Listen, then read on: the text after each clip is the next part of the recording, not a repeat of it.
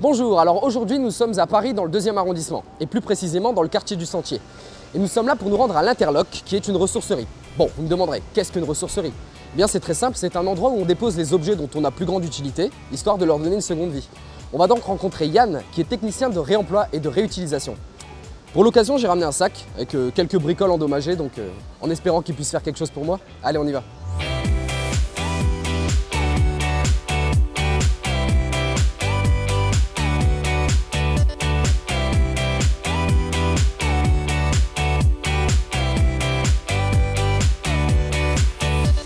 Bonjour. Bonjour. Je suis Mohamed, je viens pour le reportage. Moi je m'appelle Yann, je suis responsable du dépôt. D'accord.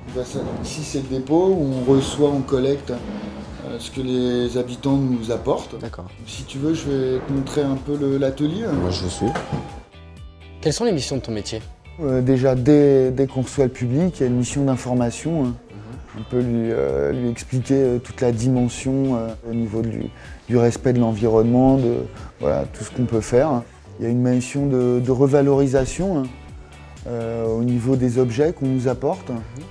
On les classe, on peut éventuellement les réparer, on les nettoie pour leur redonner une nouvelle vie. Ensuite, il y a la mission de collecte. On peut se déplacer pour aller chercher des objets un peu encombrants.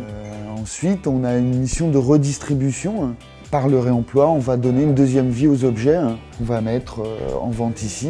Et quelles sont les conditions de travail alors? Moi, je commence à midi, je finis à 20 h. Alors ici, on travaille en équipe. Par exemple, au dépôt, je travaille avec un collègue qui m'aide sur tout ce qui est technique. Mais je peux être aussi amené à travailler avec des collègues sur la vente. Je peux être amené à faire de la création. Et quelle qualité faut-il avoir pour exercer ce métier? D'abord, il faut être bricoleur. Il faut aimer ouvrir un petit peu voilà, un appareil radio. Après, ce qui peut être utile aussi, c'est avoir quand même une connaissance du passé. Parce qu'on reçoit des objets anciens, on ne sait pas toujours à quoi ça sert. Donc il faut quand même pas mal de connaissances. Il faut s'ouvrir sur le monde.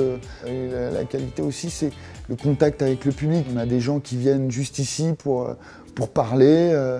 On fait lien social aussi ici.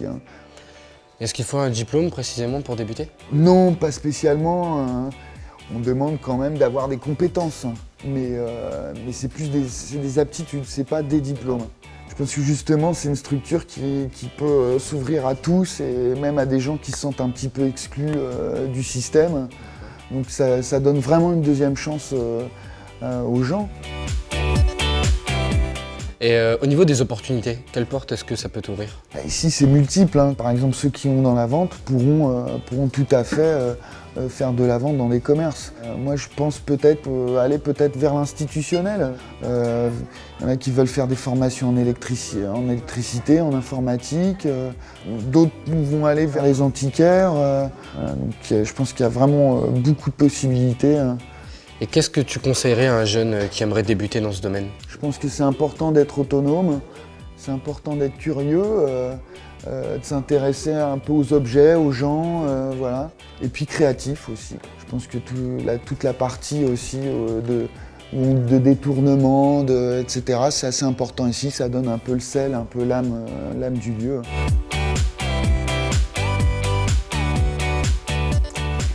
Bon bah voilà, j'ai terminé ma journée de travail. Alors ce que j'ai retenu tout d'abord, c'est que ça demande quand même pas mal de savoir-faire au niveau pratique et manuel, parce qu'on s'occupe de la réparation des objets, de leur transport quand ils arrivent, de leur mise en rayon aussi. Je dois dire que ça demande aussi beaucoup de créativité. Le but étant de redonner une couleur, une jeunesse, au final une nouvelle jeunesse aux objets.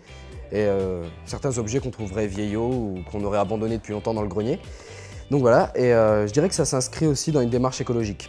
Ce qui est plutôt bien, dans le sens où la plupart des gens auraient le réflexe de jeter les objets, alors qu'ils demandent simplement une petite réparation, et donc c'est bon pour la planète.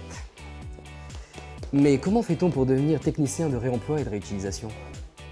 Aucun diplôme ou certification ne prépare spécifiquement au métier de technicien de réemploi. Cependant, le CAP opérateur des industries du recyclage et le CQP opérateur de tri manuel semblent être les plus proches du métier. De plus, en fonction de la structure et de la nature du poste confié, une certification dans un domaine technique précis, en vente ou en manutention, peut être un atout. Avec de l'expérience, l'agent valoriste pourra être chargé de manager une petite équipe ou se verra confier des rénovations complexes.